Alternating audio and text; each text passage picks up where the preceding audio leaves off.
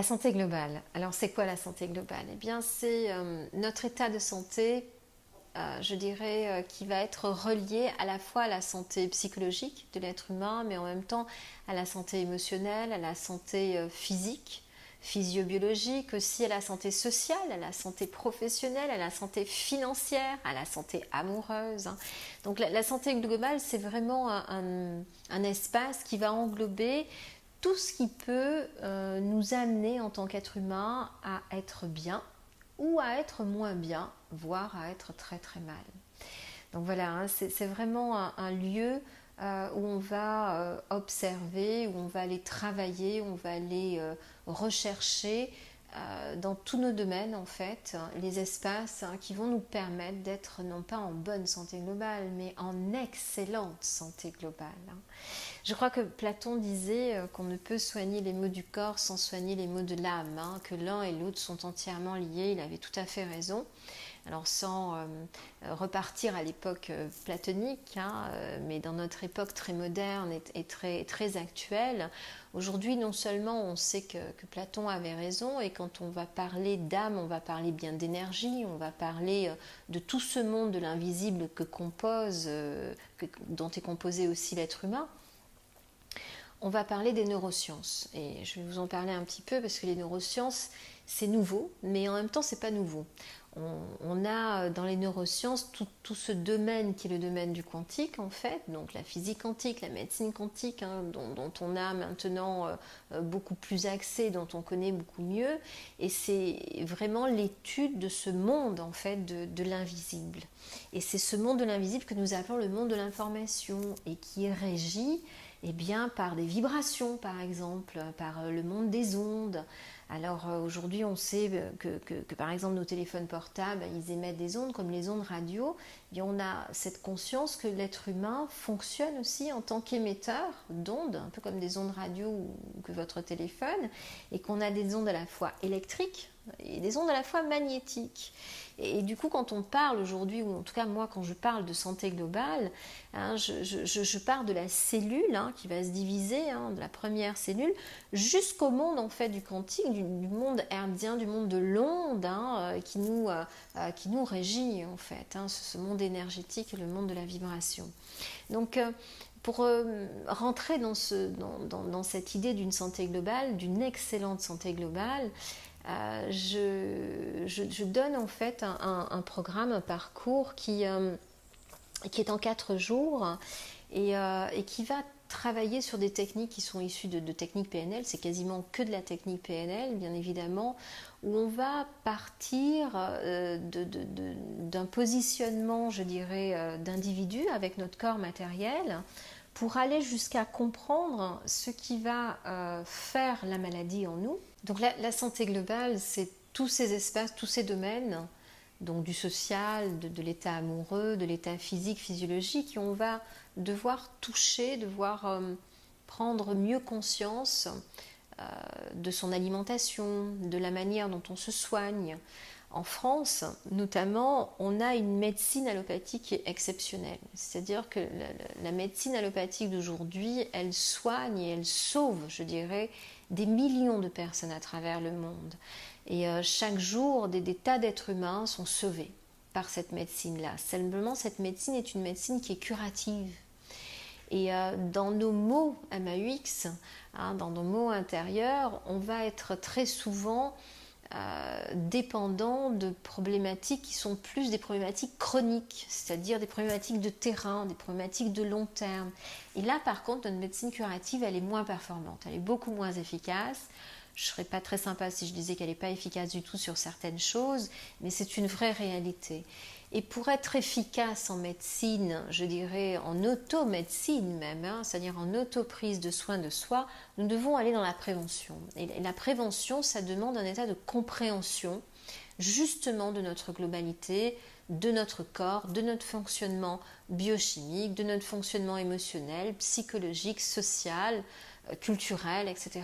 Et du coup, la santé globale, c'est davantage un état d'esprit, une philosophie où on va, lorsqu'on va être malade, lorsque le corps va être malade, Et on sait que la maladie du corps, le corps est notre dernier champ d'expression physique, matérielle. On sait que quand le corps est malade, c'est qu'il exprime quelque chose qu'on n'a pas pu exprimer émotionnellement ou intellectuellement, psychologiquement, en tout cas qu'on n'a pas pu exprimer d'une autre manière.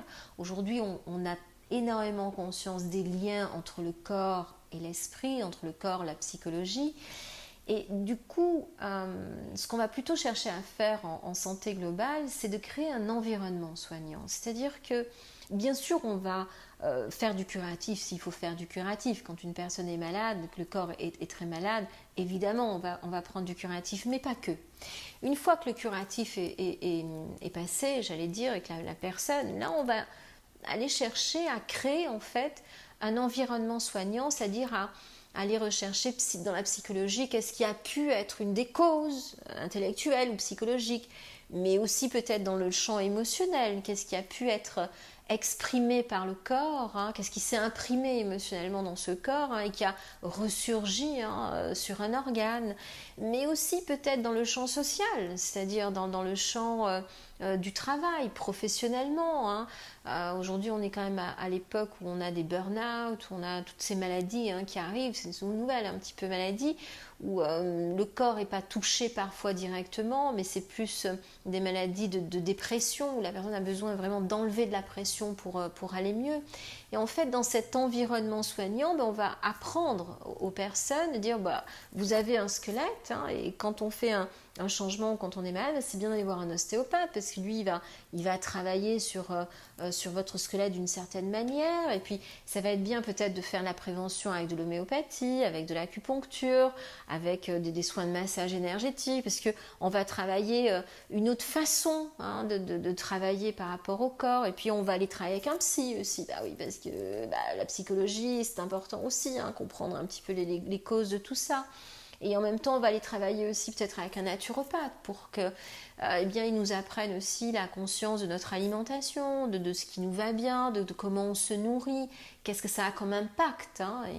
Et rappelons-nous que là, du coup, je vais citer Hippocrate, il disait ton aliment sera ton médicament. Et il a bien sûr complètement raison, puisque ce dont nous nous nourrissons, que ce soit une nourriture intellectuelle, une nourriture spirituelle, une nourriture physique et physiobiologique, va nous créer, va donner bien évidemment une voie, un chemin d'accès. Et dans la santé globale, on va prendre conscience en fait de tous ces aspects-là. Et surtout, on va prendre conscience de l'excès.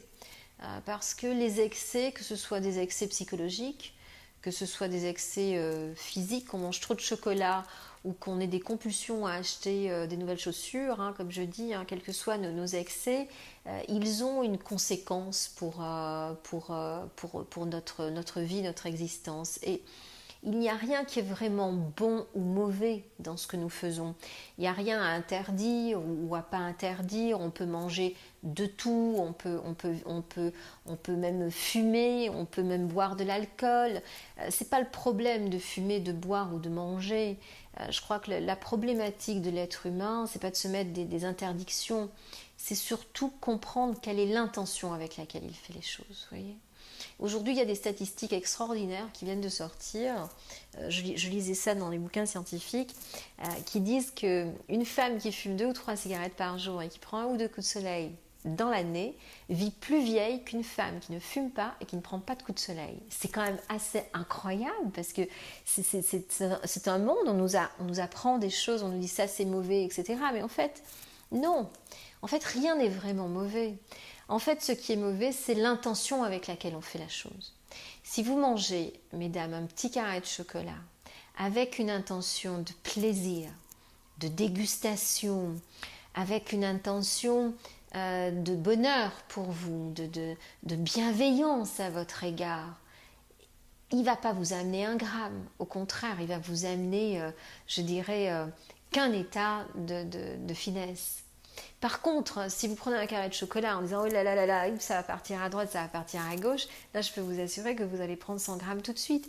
Et du coup, la santé globale, c'est vraiment un état d'esprit aussi pour mieux comprendre notre globalité notre globalité holiste, hein, mieux comprendre qui nous sommes dans cette globalité et comment prendre soin de soi, comment être OK avec la prise de soin de soi et surtout, je dirais aussi l'acter, c'est-à-dire l'agir, le faire, hein, que ça ne reste pas simplement un vœu pieux, hein, j'allais dire, hein, du jour de l'an, hein, tous ces vœux qu'on fait et des choses qu'on n'applique pas. Hein.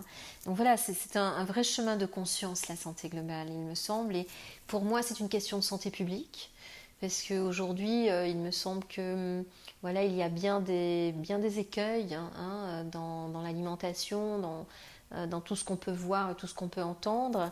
Et la santé globale devrait être dans tous les programmes parce que c'est une question de santé publique, bien évidemment. Le processus de santé globale est un séminaire de 4 jours qui vise à apprendre des outils extraordinaires pour la guérison, pour la réparation, pour l'amélioration, en tout cas pour atténuer toutes les problématiques que nous pourrions avoir et que ce soit des problématiques de la simple dermose, hein, j'allais dire une problématique de peau quelconque, ou que ce soit des problématiques de maladies auto-immunes, hein, des scléroses en plaques, des cancers, ou des choses beaucoup plus graves. Je pense que tout le monde devrait apprendre à pratiquer ces outils, surtout les professionnels du soin, les médecins, les soignants, les coachs, les thérapeutes. La guérison pour moi est quelque chose qui est personnel, c'est nous qui nous guérissons. Mais nous avons besoin d'outils et d'aide pour ça, pour nous guérir. Alors là, on les a. Voilà, si vous avez vraiment envie d'être efficace par rapport à votre travail d'accompagnement sur les autres, et puis de travailler sur vous, en fait, d'avoir un meilleur soin de vous, hein, une meilleure image de votre santé globale, une meilleure compréhension, bien évidemment, pour soi, et vraiment des techniques efficaces. Il faut vraiment faire ça, il faut vraiment l'apprendre, quoi. Voilà.